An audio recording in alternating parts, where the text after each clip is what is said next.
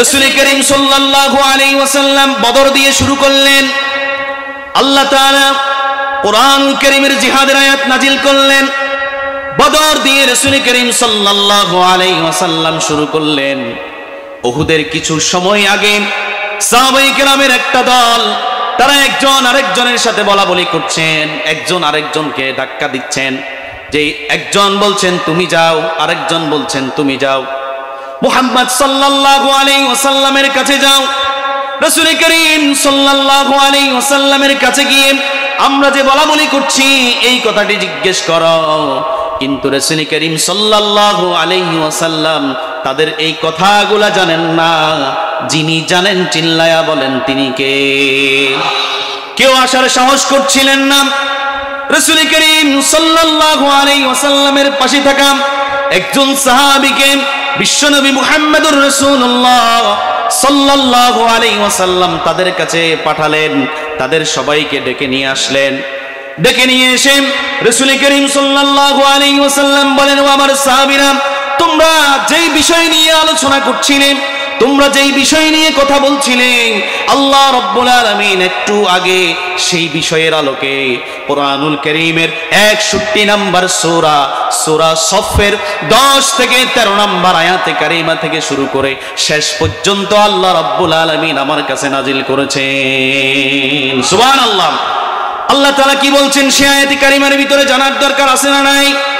রব্বুল আলামিন বলেন, ইয়া আইয়ুহাল্লাযীনা আমানু হাল আদুল্লুকুম আলা তিজারাতিন তুনজিকুম মিন আযাবিন আলীম। আল্লাহ তাআলা বলছেন, ও ঈমানদারেরা শোনো শোনো, ইয়া আইয়ুহাল্লাযীনা আমানু, ও ঈমানদারেরা যারা ঈমান আনয়ন করেছো, হাল আদুল্লুকুম আলা তিজারাতিন তুনজিকুম মিন আযাবিন আলীম। জোরে জোরে বলেন আল্লাহু আকবার। আমি কি তোমাদেরকে এমন একটা ব্যবসার কথা শিক্ষা দেব না? সাহাবীদের কথা আর আল্লাহর আয়াত মিলায়ে দেখেন। আল্লাহ তাআলা আয়াতে কারিমা নাজিল করলেন, ও হে ঈমানদারেরা, ও ঈমানদারগণ, ও ঈমানদার দলেরা, হাল আদুল্লুকুম, ইন্টারগেটিভ সেন্টেন্স আল্লাহ বললেন, হাল আদুল্লুকুম, আমি কি তোমাদেরকে শিক্ষা দেব না, বাতলিয়ে দিব না? হাল আদুল্লুকুম আলা তিজারা তুনজিকুম মিন আযাবিন আলীম, এমন একটা লাভজনক ব্যবসা কি তোমাদেরকে শিক্ষা দেব না? তুনজিকুম মিন আযাবিন আলীম, যেটা তোমাদেরকে জাহান্নামের আগুন থেকে বাঁচাবে, আল্লাহর জান্নাতে পাঠাবে। সুবহানাল্লাহ। এমন একটা ব্যবসা কি তোমাদেরকে শিক্ষা দেব না যেটা তোমাদেরকে জাহান্নামের কঠিন আযাব থেকে বাঁচাবে, জাহান্নামের কঠিন আযাব থেকে বাঁচিয়ে তোমাদেরকে জান্নাতে পাঠাবে? এমন একটা লাভজনক ব্যবসার কথা কি আমি তোমাদেরকে শিক্ষা দেব না, যে ব্যবসাটা করলে তোমাদেরকে জাহান্নামের আগুন থেকে যিনি বাঁচাবেন তিনি কে? আল্লাহ তাআলা শিক্ষা দিচ্ছেন, তুমিনুনা বিল্লাহি ওয়া রাসূলিহি ওয়া তুজাহিদুনা ফি সাবিলিল্লাহি বিআমওয়ালিকুম ওয়া আনফুসিকুম, যালিকুম খায়রুল লাকুম ইন কুনতুম তা'লামুন। আল্লাহু আকবার। তুমিনুনা বিল্লাহি ওয়া রাসূলিহি, এক নম্বরে তোমরা আল্লাহর উপর ঈমান আনতে হবে।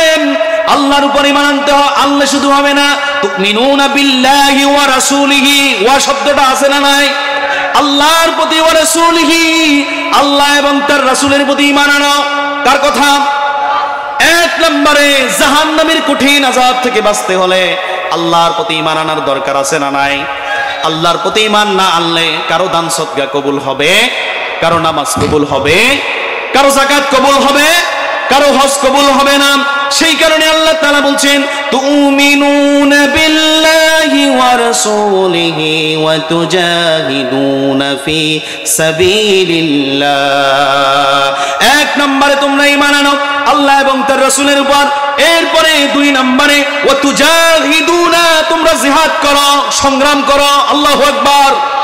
وتجاهدون في سبيل الله بأموالكم وأنفسكم তোমরা আল্লাহর রাস্তায় জিহাদ করো কার কথা আরো আস্তে বলেন কার কথা আল্লাহর পথে জিহাদ করো এবার রব্বুল আলামিনকে আমরা প্রশ্ন করি রব্বুল আলামিন তোমার পথে আমরা জিহাদ করার জন্য ঈমান আনয়ন করলাম তোমার প্রতি তোমার রাসূলের প্রতি ঈমান আনয়ন করলাম এরপরে স্বীকৃতি দিলাম তোমার পথে জিহাদ করব কিন্তু জিহাদ করার জন্য কি কি দরকার প্রশ্ন আছে না নাই সেই প্রশ্নের জবাবে আল্লাহ তাআলা বলছেন জবাব দিচ্ছেন কে ওই যে প্রশ্ন করেছেন হাল শব্দটি দিয়ে আল্লাহ তাআলা প্রশ্ন করেন আবার আল্লাহ রাব্বুল আলামিন বলছেন আল্লাহ রাব্বুল আলামিন বলেন ওয়াতুজাহিদুনা ফি সাবিলিল্লাহ তোমরা আল্লাহর রাস্তায় জিহাদ করো বিআমওয়ালিকুম ওয়া আনফুসিকুম তোমাদের জান এবং মাল দিয়ে সুবহানাল্লাহ সাহাবায়ে কেরাম কি বলেছিল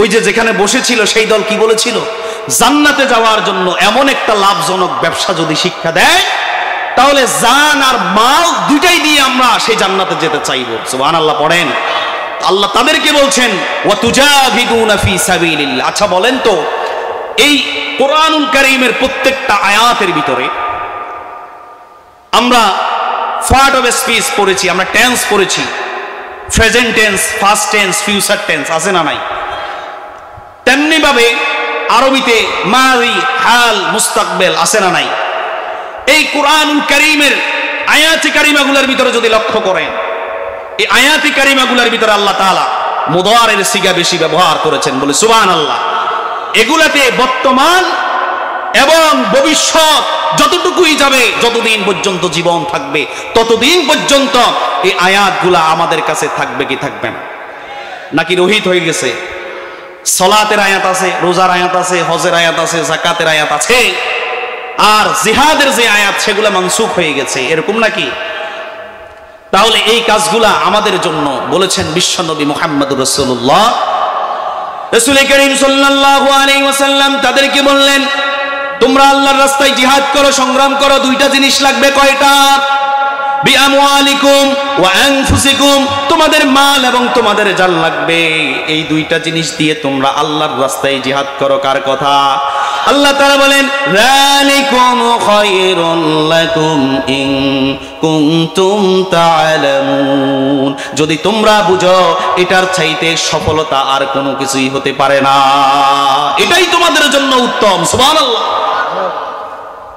এই কথাটি বলার পরে ওই যে যারা বলল এতদিন জিহাদ জিহাদ জিহাদ চাই জিহাদ হলে আমরা নাই তারা পিছু হটে গেল আল্লাহ তাআলা মুনাফিক চিহ্নিত করে দিলেন উহুদের ময়দানে আল্লাহ তাআলা মুনাফিক চিহ্নিত করে দিলেন ঠিক কি না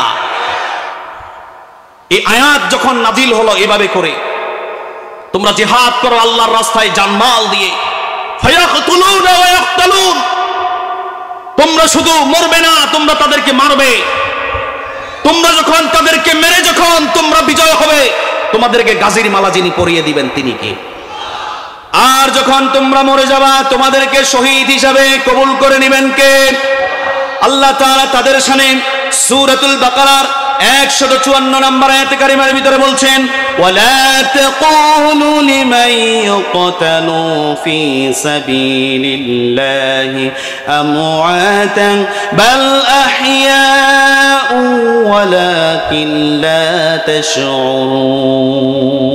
সুবহানাল্লাহ আল্লাহর পথে যারা লড়াই করে যারা শহীদ হয়ে যায় তোমরা তাদেরকে মৃত বলো না শহীদেরা কখনো মরে না বাল্লা হায়াউ ইনদা রাব্বিহিম ইরযাকুন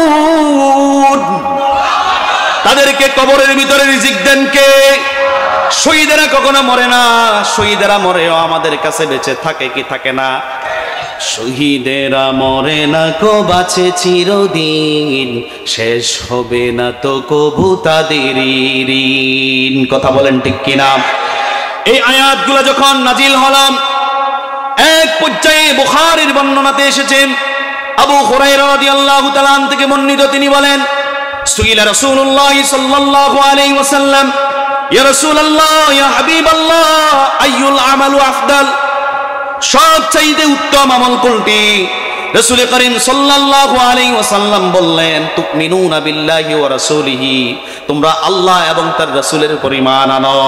সুবহানাল্লাহ। ওই সাহাবী আবার জিজ্ঞেস করলেন, কিলা সুম্মা মাযা, তারপরে কোনটি?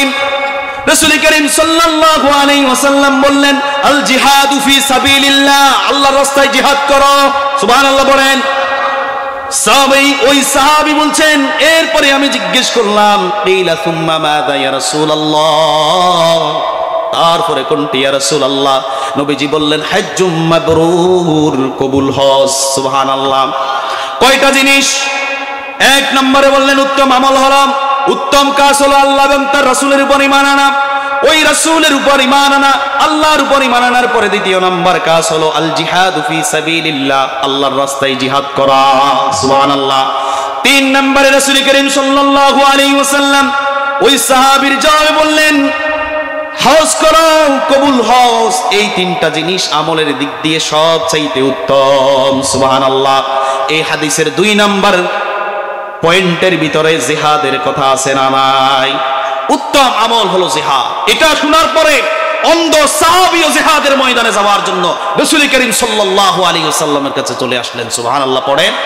কে হাবশী, কে কিতদাস, কার পা আছে, কার হাত নাই, সবাই এসে রাসূলুল্লাহ সাল্লাল্লাহু আলাইহি ওয়াসাল্লামের কাছে বললেন, ইয়া রাসূলুল্লাহ, ইয়া হাবিবাল্লাহ, আমি জিহাদের ময়দানে যেতে চাই। সুবহানাল্লাহ পড়বেন না? তাহলে নামাজ যেভাবে ফরজ, রোজা যেভাবে ফরজ, হজ যেভাবে ফরজ, যাকাত যেভাবে ফরজ, জিহাদ সেভাবে ফরজ না নফল? ওয়াজিব না ফরজ? সুন্নাহ না ফরজ? ফরজ। এটি রাসূল করিম সাল্লাল্লাহু আলাইহি ওয়াসাল্লামের যে সুন্নাহগুলা সমাজের ভিতরে কায়েম করার জন্য, আমাদেরকে মুসলমান বলো, এটার জন্য আমরা টুপি পরি, দাড়ি রাখি, জুব্বা গায়ে দিই। রাসূল করিম সাল্লাল্লাহু আলাইহি ওয়াসাল্লামের সুন্নাহগুলোর ভিতরে এক নম্বর, প্রথম এবং প্রধান সুন্নাহ হলো জিহাদের ময়দানে যাওয়া। আল্লাহু আকবার। রাসূল করিম সাল্লাল্লাহু আলাইহি ওয়াসাল্লাম সাহাবীদের মাঝে ঘোষণা দিলেন, জিহাদের ময়দানে যারা যাবে, যারা শহীদ হবে, তাদেরকে সরাসরি জান্নাতে পাঠাবেন কে? নামাজ পড়ি, এটা জান্নাতে যাওয়ার একটা মাধ্যম। রোজা রাখি, এটা জান্নাতে যাওয়ার একটা মাধ্যম। হজ করি, এটা জান্নাতে যাওয়ার একটা মাধ্যম। ঠিক কিনা? যাকাত দেই, এটা জান্নাতে যাওয়ার একটা মাধ্যম। নামাজ পড়লেই সরাসরি জান্নাতে যাওয়া যাবে না। ঠিক কিনা? নামাজ পড়ে এসেছেন মসজিদ থেকে, আপনি বলতে পারবেন নামাজ হইছে? তাহলে এটা মাধ্যম নাকি সরাসরি জান্নাতে যাওয়ার ঠিকানা? এটা হলো মাধ্যম। যদি কবুল হয় যাবেন, না হলে যাওয়ার কোনো সুযোগ। এই গেট দিয়ে ঢুকবেন, এই মাহফিলের সামনে একটা গেট আছে, এই গেটের ভিতরে ঢোকার জন্য একটা পারমিশন কার্ড আছে। এই কার্ড দিয়ে যার কাছে আছে সেই ঢুকতে পারবে, যার কাছে এই কার্ডটা নাই সেই ঢুকতে পারবে, সেই সারাদিন চেষ্টা করলেও পারবে। যদিও কার্ড থাকে, এই যে খলিফা বাড়ি যুব সংগঠন, এটা থাকার দরকার আছে না নাই? নামাজ আপনার কবুল হলে আপনি যাবেন, নামাজ বেহেশতের চাবি। রোজা রাখলে আপনি, রোজা যদি কবুল হয় তারপরে আপনি জান্নাতে যেতে পারবেন। ঠিক কিনা? সারাদিন রোজা রেখেছেন, সন্ধ্যাবেলা গ্যারান্টি দিতে পারবেন রোজা কবুল হয়েছে। হজ করেছেন, হাজি সাহেব লাগাইছেন, মক্কা শরীফ থেকে আপনি বাড়িতে এসেছেন, কিন্তু আপনার বলার কোনো সুযোগ নাই আপনার হজটা কবুল হয়েছে। তবে কবুল হওয়ার সম্ভাবনা আছে, এতটুকু বলা যায়। ঠিক কিনা? কবুল হইলে জান্নাতে যাবেন, এটা জান্নাতে যাওয়ার মাধ্যম হবে। আপনার যদি যাকাত যদি কবুল হয়, তারপরে আপনি জান্নাতে যাবেন। যদি যাকাতটা কবুল না হয়, জান্নাতে যাওয়ার সুযোগ নাই। যাকাত দিয়ে লাইন ধরায় ছবি উঠাইতে পারবেন, সেটা ফেসবুকে দিতে পারবেন, সেটা তেল দিয়ে আবার মানুষদের থেকে নিয়ে ফেলতে পারবেন, কিন্তু আল্লাহর জান্নাতে যাওয়া সম্ভব না। এগুলা হলো জান্নাতে যাওয়ার মাধ্যম। কিন্তু রাসূল করিম সাল্লাল্লাহু আলাইহি ওয়াসাল্লাম বলেছেন, যারা জিহাদের ময়দানে যাবে, আল্লাহর পথে সংগ্রাম করবে, কিতাল ফি সাবিলিল্লাহ, আল্লাহর রাস্তায় জিহাদ করবে, জিহাদের ময়দানে যাবে, ওই জিহাদের ময়দানে যতক্ষণ থাকবে ততক্ষণ সে আল্লাহর জান্নাতে থাকবে। যদি সেখান থেকে যায় শহীদ হয়ে যায়, সরাসরি তাকে জান্নাতে পাঠিয়ে দিবেন যিনি, তিনি কে? এই কথাটি যখন বললেন, সব চাইতে সাহাবায়ে কেরাম গুরুত্ব দিলেন এই জিহাদকে। নবীজি বদরের নেতৃত্ব দিলেন, বদরের যুদ্ধ সংগঠিত হলাম, উহুদের যুদ্ধ সংগঠিত হলাম, হুদাইবিয়ার যুদ্ধ সংগঠিত হলাম, সিফফিনের যুদ্ধ সংগঠিত হলাম, এইভাবে করে খন্দকের যুদ্ধ সংগঠিত হলো। এক পর্যায়ে রাসূল করিম সাল্লাল্লাহু আলাইহি ওয়াসাল্লাম 629 খ্রিস্টাব্দে, কত খ্রিস্টাব্দে? 629 খ্রিস্টাব্দে রাসূল করিম সাল্লাল্লাহু আলাইহি ওয়াসাল্লাম বললেন, ও আমার সাহাবীরা, যারা ঈমান আনয়ন করেছো তোমরা শোনো, ওই জর্ডানের পাদদেশে মুতার প্রান্তরে রোমান সৈন্যদের সাথে তোমাদেরকে সংগ্রাম করতে হবে, তোমরা তৈরি হও।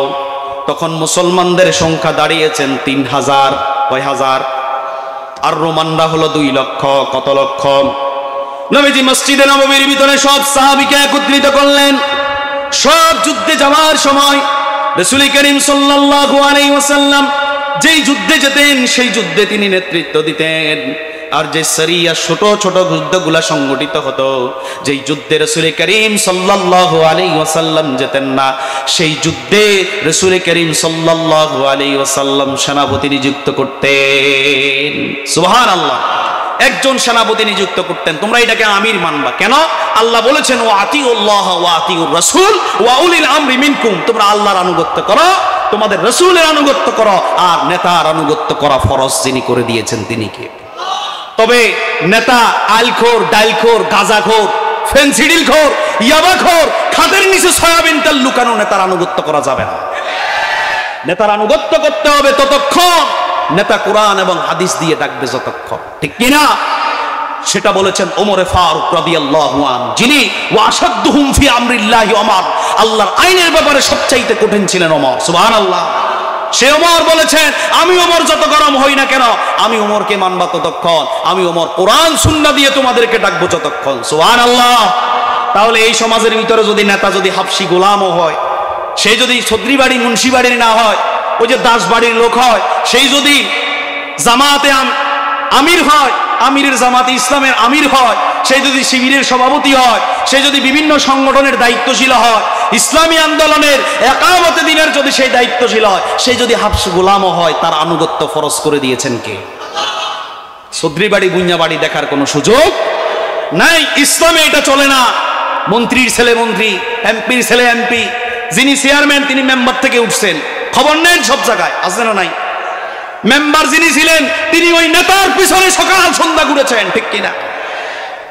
এটাই হলো তাদের সিস্টেম। কিন্তু ইসলামের খেলাফত সেভাবে চলে না। ইসলামে যার ভূমিকা সবচাইতে বেশি, যার কাছে রাসূলুল্লাহর সাহাবীদের মতো নেতৃত্ব দেওয়ার যোগ্যতা আছে, যে সরাসরি আল্লাহ এবং তার রাসূলের আনুগত্য করে, এবং পূর্ববর্তী তার যত নেতা ছিল সেই নেতার আনুগত্য করে, সেই নেতার আনুগত্য করে, তাহলে সে হবে ইসলামী সমাজের নেতা। কথা বলেন ঠিক কিনা? আমরা কোনো আইলখোর, ডাইলখোর, গাঁজাখোর, মদখোরকে আমরা কখনো নেতা হিসাবে গ্রহণ করব না।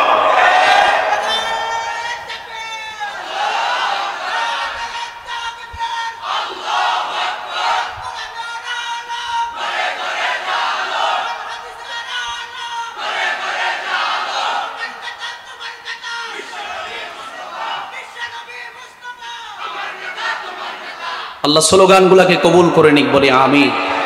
রাসূল করিম সাল্লাল্লাহু আলাইহি ওয়াসাল্লাম মসজিদে নববীর ভিতরে সব সাহাবীকে ডাকলেন। ওই জর্ডানের পাদদেশে মুতার প্রান্তরে রোমানদের সাথে সংগ্রাম করতে হবে, কিন্তু আমার সাহাবীরা তোমরা শুনে রাখো, তাদের সংখ্যা হলো 2 লক্ষ। কত লক্ষ? ওই সময়ে মুসলমানদের ঈমান আনয়নকারীর সংখ্যা হলো 3000। কত হাজার? 3000 মুসলমান সংখ্যা শূন্য, আর মুতার রোমান সৈন্য হলো 2 লক্ষ। নবীজি ওই যুদ্ধের অবস্থানগুলা লুক আপ করে, দেখাশোনা করে, পূর্ব প্রস্তুতি নিয়ে রাসূল করিম সাল্লাল্লাহু আলাইহি ওয়াসাল্লাম সব যুদ্ধে সেনাপতি নিযুক্ত করতেন। একটা, কয়টা? কিন্তু এই যুদ্ধে রাসূল করিম সাল্লাল্লাহু আলাইহি ওয়াসাল্লাম নেতা সেনাপতি নিযুক্ত করেছেন 3 জন। কয়জন? এই 3 জন যখন সেনাপতি নিযুক্ত করা হলো, আল্লাহর নবীর সাহাবীরা আর বুঝতে কষ্ট হলো না। এই যুদ্ধে লড়াই করতে হবে প্রাণপণে। এই যুদ্ধ একদিনে শেষ হবে না। তাদের সাথে লড়াই করতে গেলে কচু কাটা হওয়ার সম্ভাবনা আছে না নাই? আর যাদেরকে সেনাপতি বানালেন, ওই আল্লাহর নবীর সাহাবীরাও তারা যুদ্ধে যাওয়ার আগে বুঝে গেলেন তারা একজনও ফিরবেন না। আল্লাহু আকবার। নবীজি তিনজনকে নিযুক্ত করলেন। নিযুক্ত করার সিস্টেমটি দেখেন, জিহাদ আসলে, সংগ্রাম আসলে কোন এমপি তার ছেলেকে ময়দানে পাঠায়? কথা বলেন, পাঠায়? রাসূল করিম সাল্লাল্লাহু আলাইহি ওয়াসাল্লাম ওদিন মুদার যুদ্ধে সাহাবীদেরকে যখন পাঠাচ্ছে, এক নম্বরে সেনাপতি নিযুক্ত করলেন যায়েদ ইবনে হারেসা, রাসূল করিম সাল্লাল্লাহু আলাইহি ওয়াসাল্লামের পালক পুত্র, যার শানে আল্লাহ তাআলা কোরআনুল কারীমের ভিতরে আয়াত নাজিল করেছেন। সুবহানাল্লাহ। নবীজি বললেন, ও যায়েদ দাঁড়িয়ে যাও। যায়েদ ইবনে হারেস তিনি ছিলেন রাসূল করিমের পালক পুত্র। ওই যায়েদ দাঁড়ালেন। দ্বিতীয় নম্বরে নবীজি বললেন, ওই যুদ্ধে নেতৃত্ব দিবেন জাফর। জাফর ইবনে আবু তালেব প্রথম সেনাপতি বানালেন নিজের পালক পুত্রকে, দ্বিতীয় সেনাপতি বানালেন নিজের চাচাতো ভাইকে। সুবহানাল্লাহ। যিনি ছিলেন আলীর ভাই, আলী ইবনে আবু তালেব। আবু তালেবের দুই সন্তান, দেখুন দুই সন্তানই ইসলামের জন্য আল্লাহ কবুল করেছেন। সুবহানাল্লাহ পড়েন। জাফর ইবনে আবু তালেব দ্বিতীয় সেনাপতি নিযুক্ত করলেন। রাসূল করিম সাল্লাল্লাহু আলাইহি ওয়াসাল্লাম বললেন, তিন নম্বরে দায়িত্ব পালন করবে আব্দুল্লাহ বিন রাওয়াহা, যিনি সদ্য বিবাহিত করেছেন, হাতের ভিতরে এখনো মেহেদি আছেন। এই ঘোষণা দিয়ে রাসূল করিম সাল্লাল্লাহু আলাইহি ওয়াসাল্লাম বললেন, ও আমার সাহাবীরা, তোমাদের জুব্বা আর টুপি খোলো, ওই লোহা বড় যুদ্ধের যেই পোশাক সেটা তোমরা পরে রেডি হও। সুবহানাল্লাহ। জুব্বা পরে যুদ্ধের ময়দানে খেলা চলে? টুপি পরে, জুব্বা পরে কেউ ধরতে পারবে? কথা বলেন, পারবে? যখন জিহাদের ঘোষণা দিতেন নবীজি বললেন, এবার জুব্বার টুপি গুলে জিহাদের ময়দানের জন্য প্রস্তুত হও। সুবহানাল্লাহ। আজকে টাই বললে পরীক্ষিত বাস্তবতার পরিপ্রেক্ষির আলোকে যদি কেউ টাই পরে, কেউ যদি খালি মাথায়, কেউ যদি ছোট দাড়ি নিয়ে ইসলামের কথা বলে, তাকে হাতুড়ি ডাক্তার, গরুর ডাক্তার ট্যাগ লাগায়, এ জাতীয় লোক আছে না? তাই পরে জুব্বা পরে প্রয়োজনে জুব্বা পরতে হবে, প্রয়োজনে টুপি খুলে, জুব্বা খুলে, জিহাদের পোশাক পরে জিহাদের ময়দানে যেতে হবে। সুবহানাল্লাহ। রাসূল করিম সাল্লাল্লাহু আলাইহি ওয়াসাল্লাম বললেন, তোমরা তোমাদের পরিবারের সাথে দেখা সাক্ষাৎ করে আসো, আর বাকিরা জিহাদের ময়দানে যাওয়ার জন্য প্রস্তুতি গ্রহণ করো। রাসূল করিম সাল্লাল্লাহু আলাইহি ওয়াসাল্লামের সাহাবীরা প্রস্তুত হয়ে গেলেন। আব্দুল্লাহ বিন রাওয়াহা সদ্য বিবাহিত সাহাবী, বাড়ির পাশে গেলেন, দরজায় একটু টোক দিলেন। টোক দেওয়ার পরেই দরজা খুললো। স্ত্রী যখন বের হলো, সেই স্ত্রীর দিকে এক সেকেন্ডের জন্য তাকালেন না। আল্লাহু আকবার। স্ত্রী বললেন, ও আমার স্বামী, ভিতরে আসেন, আপনি তো আমার ঘরে আসতে অনুমতির প্রয়োজন নাই। ওই আল্লাহর নবীর সাহাবী আব্দুল্লাহ বিন রাওয়াহা সেই বলল, ও আমার বিবি, কলিজার টুকরা, তোমার ঘরে যাওয়ার সুযোগ নাই, যেখানে আল্লাহর বিধান, ফরজ বিধান বাস্তবায়ন করার জন্য আমার বিশ্ব নবী মুহাম্মদুর রাসূলুল্লাহ জিহাদের ডাক দিয়েছেন। সুবহানাল্লাহ। স্ত্রী বললেন, না স্বামী, আল্লাহর কসম করে বলি, আপনার কাছে যাব না, আপনাকে টাচ করব না, আপনাকে স্পর্শ করব না, শুধুমাত্র আপনার চেহারাটা একটু দেখান, যাতে কিয়ামতের ময়দানে, কিয়ামত যখন সংগঠিত হবে, তখন আমি যেন আপনার চেহারাটা একটু দেখে আপনাকে চিনে নিতে পারি। সুবহানাল্লাহ। স্বামী বললেন, না, যদি সত্যিকারের স্বামী স্ত্রী হতে পারি, যদি সত্যিকারের স্বামী স্ত্রী হয়ে থাকি, সবর করো, কিয়ামতের দিন তুমি চিনতে হবে না, আল্লাহর ফেরেশতারা তোমাকে আমাকে একসাথে করে জান্নাতে দিবে। সুবহানাল্লাহ। যুদ্ধ শুরু হয়ে গেল। যায়েদ ইবনে হারেসা রাদিয়াল্লাহু আনহু প্রথম শুরুতে রোমান সৈন্যদের সাথে সংগ্রাম করা শুরু করলেন। যায়েদ জিহাদের ময়দানে শহীদ হয়ে গেলেন। আল্লাহু আকবার। দ্বিতীয় সেনাপতি জাফর বিন আবু তালেব রাদিয়াল্লাহু আনহু, তিনি জিহাদের পতাকা, কালেমার পতাকা তিনি ডান হাতে তুলে ধরলেন। রোমান সৈন্যরা তার ডান হাতটা কেটে ফেলে দিল। ডান হাত যখন কেটে ফেলে দিলেন, এবার বাম হাতে কালেমার পতাকা, লা ইলাহা ইল্লাল্লাহ মুহাম্মাদুর রাসূলুল্লাহ, সবাই পড়ি সাল্লাল্লাহু আলাইহি ওয়াসাল্লাম, এই পতাকাটি যখন বাম হাতে ধরলেন, তখন রোমান সৈন্যরা এক ছুরির আঘাতে ওই জাফরের বাম হাতটা কেটে ফেলে দিল। আল্লাহু আকবার বলে। ডান হাত কেটে ফেলে দিলেন, বাম হাত কেটে ফেলে দিলেন। এই দুইটা হাত যখন কেটে ফেলে দিলেন, এবার তিনি মুখের ভিতরে আল্লাহর কালেমার পতাকাটা সেই উত্তীর্ণ করে ধরলেন। এক পর্যায়ে জাফরের শরীরের ভিতরে 50টি তীর ওই কাফেররা নিক্ষেপ করলেন। আল্লাহু আকবার। তরবারির আঘাত করলেন। এক পর্যায়ে হযরত জাফর বিন আবু তালেব রাদিয়াল্লাহু আনহু জিহাদের ময়দানে শহীদ হয়ে গেলেন। আল্লাহু আকবার। তৃতীয় সাহাবী আব্দুল্লাহ বিন রাওয়াহা, তিনি জিহাদের পতাকা ধরলেন। এই জাফর বিন আবু তালেব রাদিয়াল্লাহু আনহু যখন তিনি শহীদ হয়ে গেলেন, তখন তিনি আল্লাহর জান্নাতে সরাসরি চলে গেলেন। সুবহানাল্লাহ। আব্দুল্লাহ ইবনে ওমর রাদিয়াল্লাহু আনহুর সূত্রে বুখারীর বর্ণনাতে এসেছে, আব্দুল্লাহ ইবনে ওমর রাদিয়াল্লাহু আনহুমা বলেন, সেদিন আমরা জাফরের শরীরে একটা নয়, দুইটা নয়, 50টি তীর আমরা তার শরীর থেকে খুলেছি। আল্লাহু আকবার। এরপরে আমরা অনেকগুলো তরবারির আঘাত তার পিঠের ভিতরে পেয়েছি। আল্লাহু আকবার বলেন। তার তরবারির আঘাত আমরা গুনেছি। এরপরে আরেকটি বর্ণনা থেকে আব্বাস রাদিয়াল্লাহু আনহু তিনি বলেন, আব্দুল্লাহ ইবনে আব্বাস রাদিয়াল্লাহু আনহুমা বলেন, রাসূল করিম সাল্লাল্লাহু আলাইহি ওয়াসাল্লাম বলেন, যেদিন মুতার প্রান্তরে জাফর শহীদ হয়ে গেল, আল্লাহর রাস্তায় চলে গেলেন, সেদিন আল্লাহ রাব্বুল আলামিনের হাবিব রাসূল করিম সাল্লাল্লাহু আলাইহি ওয়াসাল্লাম সেদিন জাফরকে আল্লাহর জান্নাতের ভিতরে দেখেছেন। সুবহানাল্লাহ। সাহাবীদেরকে বলছেন, ও আমার সাহাবীরা, আমি আমার জাফরকে জান্নাতের ভিতরে উড়ে বেড়াতে দেখেছি। সুবহানাল্লাহ। এই দলিলটা নেওয়ার দরকার আছে না নাই? জান্নাতের ভিতরে এত নিয়ামত রেখেছেন আল্লাহ রাব্বুল আলামিন। যখন জিহাদের ময়দানে কোনো সাহাবী, যখন জিহাদের ময়দানে কোনো মুজাহিদ যখন শহীদ হয়ে যায়, তখন তারা সরাসরি আল্লাহর জান্নাতে চলে যায়, আল্লাহর জান্নাতের নিয়ামত দেখতে পায়। সুবহানাল্লাহ। বুখারীর বর্ণনাতে এসেছে, আনাস ইবনে মালিক রাদিয়াল্লাহু আনহু তিনি বলেন, আন্নান নবী সাল্লাল্লাহু আলাইহি ওয়াসাল্লাম قال, নবী করিম সাল্লাল্লাহু আলাইহি ওয়াসাল্লাম বলেন, মা মিন আহাদিন ইয়াদখুলুল জান্নাতা ইউহিব্বুহু আন ইউরাজিউ ইলা দুনিয়া ওয়া ইন্না লাহু মা আলাল আরদি মিন শাই গায়রা আশ-শাহীদ ফাইন্নাহু ইয়াতামান্না আন ইয়ারজিআ ফায়াক্তালু 10 মাররাতিন লিমা ইয়ারা মিনাল কারামা। সুবহানাল্লাহ। দুনিয়ার জমিন থেকে যখন মানুষগুলা জান্নাতে যাবে, জান্নাতে যাওয়ার পরে ওই জান্নাত থেকে কোনো মানুষ দুনিয়ার জমিনে আসতে চাইবে? জান্নাতের ভিতরে নিয়ামত দুনিয়ার চাইতে বেশি না কম? এমন কোন নিয়ামত আল্লাহ তাআলা বাকি রাখেন নাই যেটা জান্নাতের ভিতরে নাই, যেটা জান্নাতের ভিতরে হাজার হাজার লক্ষ গুণ বাড়িয়ে রাখেন নাই। সব মানুষ জান্নাতের ভিতরে ঢুকবে, ওই জান্নাতের ভিতর থেকে আর বের হইতে চাইবে না। তবে এক শ্রেণীর লোক আছে, তারা হলো শহীদ। সুবহানাল্লাহ। ওই শহীদেরা দুনিয়ার জমিনে আবার আসতে চাইবে। জিজ্ঞেস করা হলো, কেন তোমরা আবার দুনিয়ার জমিনে যেতে চাও?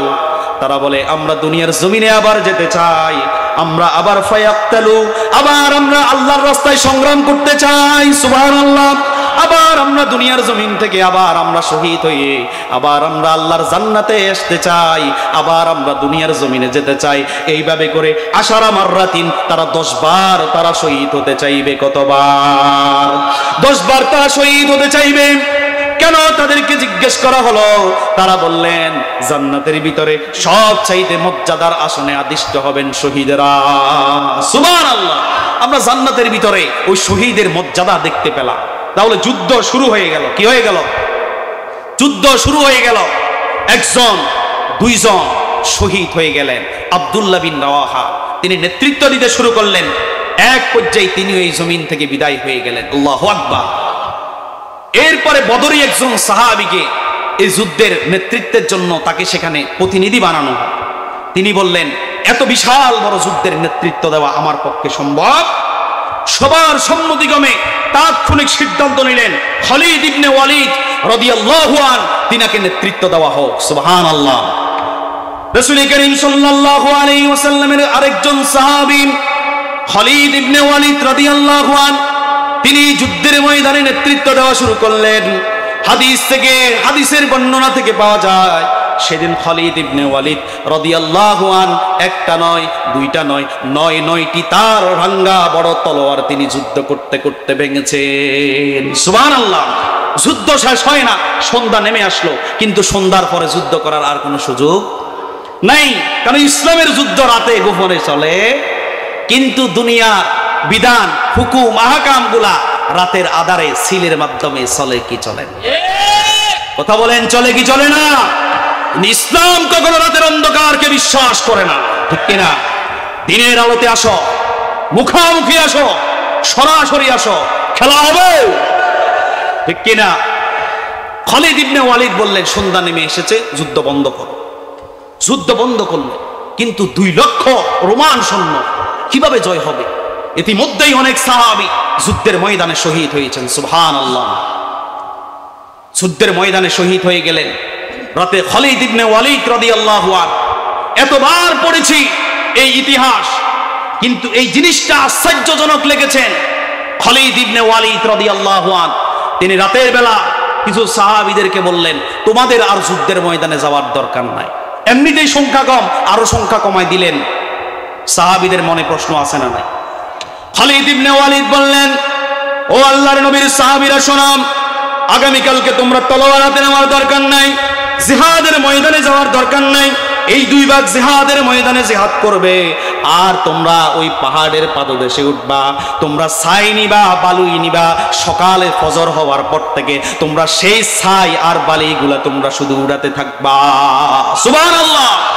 ওই আবু বকরের ছাই দরকার আছে না নাই? খালিদ ইবনে ওয়ালিদ কেমন বিচক্ষণ সাহাবী ছিলেন, তিনি বললেন, সকালবেলা তোমাদের ডিউটি হলো এটা, সকালের ফজর পড়তে শুরু হলো, আবার তুম্বুল লড়াই সংগ্রাম শুরু হলো। এইদিকে একদল সাহাবী ওই পাহাড়ের পাদদেশে উঠে শুধু ছাইগুলা আর বালিগুলা উড়াতেছে, আর ওই কাফেররা রোমান সৈন্যরা চিন্তা করছে, কালকে তারা যে অনেকগুলা শহীদ হয়েছে, তাদের দলে দলে লক্ষ লক্ষ আরো আসতেছে। সুবহানাল্লাহ। শিক্ষা আছে না নাই? হিকমত আছে না নাই? তোমাদের কাজগুলা তোমরা শুধু বালি উড়াবা। যখন তারা বালি উড়া, তখন এই ঘোড়া যখন চলে, যে ঘোড়া দিয়ে রেস করা হয়, সেই ঘোড়াগুলা মনে হয় স্লো, গতি বেশি না কম? অনেক গতি সম্পন্ন ঘোড়া, অনেক রেসওয়ালা ঘোড়া। এরপরে যুদ্ধের ময়দানে যেই ঘোড়াগুলা যাবে, তাদের পায়ের ভিতরে খড়ম আছে না নাই? যুদ্ধের ময়দানে যখন যায়, তখন টক টক টক করে একটা শব্দ হয়, ঠিক কিনা? এই বালিগুলা যখন উড়াচ্ছে, ওই রোমান সৈন্যরা মনে করলো যে এই না হয় আল্লাহর নবীর সাহাবীদেরকে রাসূলুল্লাহ সাল্লাল্লাহু আলাইহি ওয়াসাল্লাম মদিনা থেকে আরো দলে দলে পাঠাচ্ছেন। আল্লাহু আকবার। এই সৈন্যগুলা দেখে তারা পিছনে চলে গেলেন, এই সৈন্যগুলা দেখে তারা পিছনে চলে গেলেন। পিছনে চলে যাওয়ার মাধ্যমে ওই 2 লক্ষ রোমান সৈন্যের বিনিময়ে বিপক্ষে মাত্র 3000-এর বিজয় যিনি দান করলেন, তিনি কে? ও মুসলমানেরা, ও যুবক ভাইয়েরা, ইতিহাস পড়লে দেখবেন আব্দুল্লাহ ইবনে মাসউদ রাদিয়াল্লাহু আনহু, যায়েদ ইবনে সাবিত রাদিয়াল্লাহু আনহু, খাব্বাব, খুবাইব, আম্মার, ইয়াসির, মাআস, মুআজ রাদিয়াল্লাহু আনহুমা থেকে শুরু করে যেই সকল সাহাবীরা জিহাদের ময়দানে সবার আগে নেতৃত্ব দিয়েছেন, তারা 20 থেকে 30 বছরের যুবক। সুবহানাল্লাহ। যুবকদেরকে ভূমিকা রাখার দরকার আছে না নাই? ও যুবক ভাইরা, যদি ওই জিহাদের ওই খাব্বাব, খুবাইব থেকে যদি আমরা শিক্ষা নিতে পারি, ছোট্ট বদরি সাহাবী মাস আর মুআজ থেকে যদি আমরা শিক্ষা নিতে পারি, তাহলে সেই সোনালী অতীত আমাদেরকে জেনে ফিরিয়ে দিবেন তিনি কে। যুবকেরা সব চাইতে এগিয়ে আসতে হবে। টকবকে যুবকের ওই বয়সে জিহাদের তামান্না অন্তরে থাকতে হবে, আল্লাহর রাস্তায় জান আর মাল খরচ করতে হবে। যখন যুবকেরা আল্লাহর রাস্তায় দিন কায়েমের প্রচেষ্টা করবে, তখন ওই 15 বছর নয়, যদি 15,000 বছরও যদি অতিবাহিত হয়ে যায়, তারপরেও বিজয় অনিবার্য আমাদের জন্য এনে দিবেন যিনি, তিনি কে। 15 বছর পর্যন্ত মাহফিলে আমরা কথা বলতে পারি না, ঠিক কিনা? মসজিদের মিনারে আমাদেরকে খুতবা করিয়ে দেওয়া হয়েছে, এই খুতবা আলোচনা করতে হবে। এই খুতবার ভিতরে মিলাদুন নবী ছাড়া সিরাতুন নবীর কিছু নাই, কারণ সিরাতুন নবী ধরলে সমস্যা আছে না নাই? নবীজির জিহাদ আছে, জিহাদের ময়দানে শহীদ আছে, শহীদের মর্যাদা আছে, আছে না নাই? সেগুলা শুনলে মানুষ জিহাদের জন্য তামান্না সৃষ্টি হবে। সেই কারণে আলোচনা করবেন নামাজের, রোজার, হজ, যাকাতের, জিকিরের, আল্লাহ শুকরিয়ার, এরপরে মিলাদুন নবী, এগুলো আলোচনা করবেন, এটার বাইরে আর যাওয়া যাবে না। এই জাতীয় ডাকাত সমাজের ভিতরে ছিল কি ছিল না? মাহফিলে আসলেই কত আলেম থেকে মাইকের হর্ন কেড়ে নেওয়া হয়েছে, অন্তরে জ্বালা সৃষ্টি হয়েছে। আল্লাহকে বিচার দিয়েছি যে আল্লাহ আজকে আমরা দুর্বল, কিন্তু আমরা বিশ্বাস করি বদরের 313 জনের সাথে যে আল্লাহ ফেরেশতা দিয়েছিল সে আল্লাহ আমাদের কাছে এখনো আছে। তা বলেন ঠিক কিনা? সে আল্লাহ পথ কোনটা দিয়ে পতন আসবে কেউ বলতে পারে না, পারে কে? নামাজের ভিতরে ইমাম সাহেব ভুল করে, একবার ভুল করে, মুসল্লিরা লোকমা দেয়, 2 বার লোকমা দেয়, 3 বার লোকমা দেয়, 3 বারের পরে বলে ইমাম সাহেব আপনার পিছনে ইক্তেদা করা যাবে না। আছে না নাই? এই জিনিসটা আমরা করব কি করব না, বা করি কি করি না? করি। কিন্তু আমার সোনার যুবক ভাইয়েরা দেখিয়ে দিয়েছেন 15 বছরের ভিতরে প্রথম 5 বছর ভুল করেছ, লোকমা দিয়েছি, শুনো নাই। 10 বছরের মাথায় দ্বিতীয়বার লোকমা দিয়েছি, শুনো নাই। 15 বছরের মাথায় তৃতীয়বারের মতো লোকমা দিয়েছি, শুনো নাই। এক থামা দিয়ে যুবক ভাইয়েরা দুনিয়ার জমিন থেকে অস্তিত্ব বিলীন করে দিয়েছে। সুবহানাল্লাহ। শিক্ষা নাও, শিক্ষা নিতে হবে। স্বৈরাচার কখনো জনগণের প্রিয় হতে পারে না, ঠিক কিনা? মানুষের উপর জুলুম কেন করবেন? আল্লাহ তাআলা ক্ষমতা দিয়েছেন, এটা আল্লাহর নিয়ামত। আপনার এমপি মন্ত্রী যারা গান বাজনা করে সংসদে দাঁড়িয়ে বলেছেন আমরা বুখারী শরীফ পড়েছি, মুসলিম শরীফে পড়েছি, তিরমিজি শরীফ পড়েছি, সিয়াসিত্তার হাফেজ, আছে না নাই? দাদা এই জিনিসগুলো খুঁজে পাই নাই, কোন পথ দিয়ে পতন হবে? আল্লাহু আকবার বলেন। যুবক ভাইয়েরা, বলছিলাম যুবকদের কারণে আমরা যুবকদেরকে বিভিন্ন দলে বিভক্ত করব না। সব যুবক আমার দেশের সম্পদ, ঠিক কিনা? যুবক ভাইয়েরা যখন জেগেছে, সেই যতই বড় শক্তিশালী হোক না কেন, যা তার যত পালা কুত্তা থাকুক না কেন, সেই কুত্তাগুলা এই বাংলাদেশের সোনার বাংলার যুবকদের বিন্দু মাত্র ক্ষতি করতে পারে নাই, ঠিক কিনা? যুবকরা যদি জেগে যায় তাহলে জেগে যাবে আমার ইসলাম। যুবকরা যদি জেগে যায়, জেগে যাবে আমার সমাজ। যুবকরা যদি জেগে যায়, জেগে যাবে আমার পরিবার। যুবকরা যদি জেগে যায়, জেগে যাবে আমার রাষ্ট্র, জেগে যাবে আমার সোনালী সুন্দর এই সমাজ। কোরআন সুন্নাহ দিয়ে যিনি সাজিয়ে দিবেন তিনি কে? যুবকদেরকে দায়িত্ব নিতে হবে। এই যে মাহফিলের আয়োজন করেছেন, তেমনি ভাবে প্রত্যেক ঘরে ঘরে গিয়ে যাদের ঘরে অবিবাহিত মেয়ে আছে উপযুক্ত বিবাহের, তাদের বিবাহের ব্যবস্থা করার দরকার আছে না নাই? সমাজের ভিতরে একটা মানুষ খেতে পারে না, একজন বক্তাকে 50-60 হাজার টাকা দিয়ে আপনি আনার কোনো প্রয়োজন নাই। আপনি ওই লোকটার কাছে গিয়ে আপনি তাকে সেখানে সাহায্য করেন। মাহফিল করেছেন, দ্বীনি কথা শোনার জন্য আপনি একটা পজিশন তৈরি করে দিয়েছেন, আপনাকে মোবারকবাদ জানাই। কিন্তু পাশাপাশি সামাজিক কাজগুলা করার দরকার আছে না?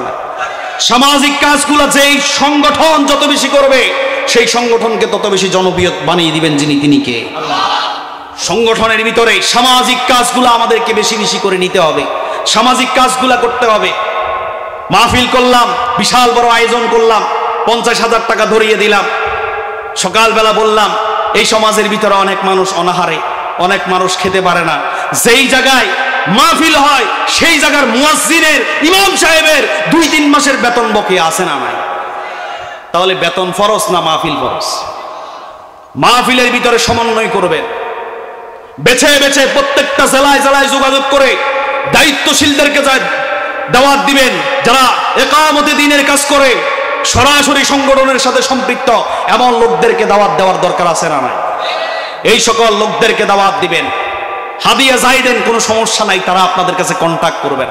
এখন আমরা কি করি, যে গাড়িতে আসবে তার হাদিয়া বেশি, যে সিএনজিতে আসবে তার হাদিয়া আর একটু কম, যে এলাকার মানুষ সেই তো এলাকার মানুষ, ওই যে রফিক ভাই, শফিক ভাই, এরা তো দুনিয়ার, আমাদের এলাকার সাধারণ মানুষ 500 টাকা ধরাই দিলে হয়ে যায়, আছে না নাই? এখানেও বৈষম্য করার দরকার আছে না নাই? বৈষম্য এখান থেকে দূর করতে হবে, এখানেও বৈষম্য বিরোধী আন্দোলন করতে হবে, যে সব বক্তার জন্য সমানভাবে হাদিয়া বাজেট করতে হবে, ঠিক কিনা? এখানে আমার মাহফিল বন্ধ হলেও সমস্যা না, কিন্তু হক কথা তো বলতে হবে, ঠিক কিনা? এখানে এমন মানুষ আছেন কয়দিন যারা ইমাম সাহেবের খবর নিয়েছেন, মুয়াজ্জিন সাহেবের কয়দিন খবর নিয়েছেন, অথচ দেখেন সেই ইসলামী আন্দোলনের একজন নিবেদিত প্রাণ, ঠিক কিনা? তার ঘরে চাল নাই, সে আপনার ইমামতি করে, তার ঘরে খাবার নাই, সে আপনার ইমামতি করে। খবর নেওয়ার দরকার আছে না? যারা এখন তত্ত্বাবধান সরকারে আছে, যতদূর এই মিডিয়ার মাধ্যমে যাবে, আমরা বলতে চাই আলেমদের জন্য একটা নির্ধারিত বেতন বাজেট করার দরকার। কথা বলেন, তাদেরকে 2 ঈদের ভিতরে বেতন দেওয়া দরকার, তাদেরকে একটা নির্ধারিত নীতিমালায় নিয়ে আসার দরকার, তাদেরকে মসজিদের পাশে একটা হুজরাখানা ব্যবস্থা করে দেওয়ার দরকার। তারপরে এই সমাজ সুন্দর করে দিবেন যিনি, তিনি কে?